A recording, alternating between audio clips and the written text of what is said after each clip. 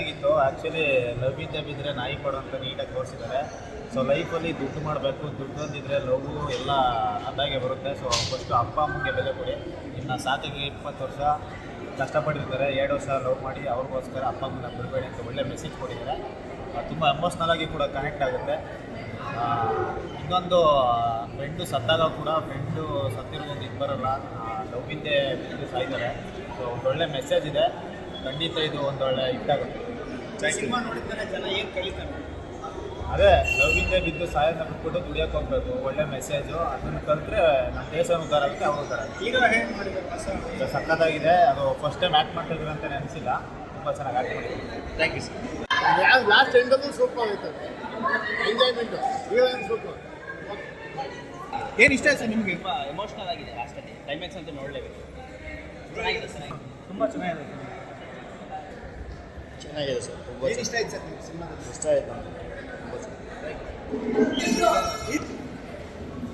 ನಾನು ತುಂಬ ದಿವಸ ಆಗಿದ್ದು ಫಿಲಮ್ ಥಿಯೇಟರ್ ಒಳಗೆ ಬಂದು ಈ ಫಿಲಮ್ ಹೇಗಿದೆ ನೋಡೋಣ ಅಂತ ಬಂದೆ.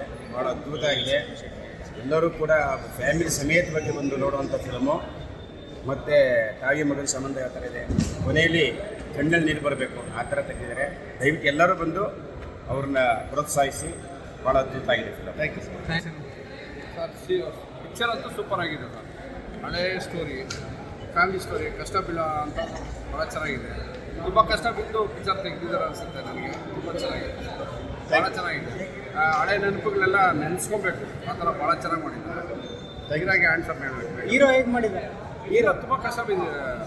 ಹಳೆತನದ್ದು ಕಷ್ಟ ಬೀಳೋದು, ತಂದೆ ತಾಯಿಗೆ ತಾತಾಗೆ ತುಂಬ ಕಷ್ಟ ಕೊಡೋದು, ಅದೆಲ್ಲ ನೋಡಿದ್ರೆ ಭಾಳ ಕೋಪ ಬರುತ್ತೆ. ಲಾಸ್ಟಲ್ಲಿ ನೋಡಿದ್ರೆ ತುಂಬ ಫೀಲ್ ಆಗುತ್ತೆ.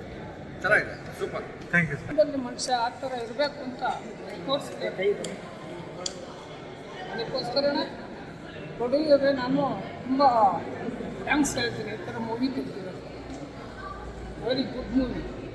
ಜೀವನದಲ್ಲಿ ಯಾವ ಥರ ಇರಬೇಕು ಮನುಷ್ಯ ಅಂತ ತೋರಿಸಿದ್ದೀನಿ. Thank you.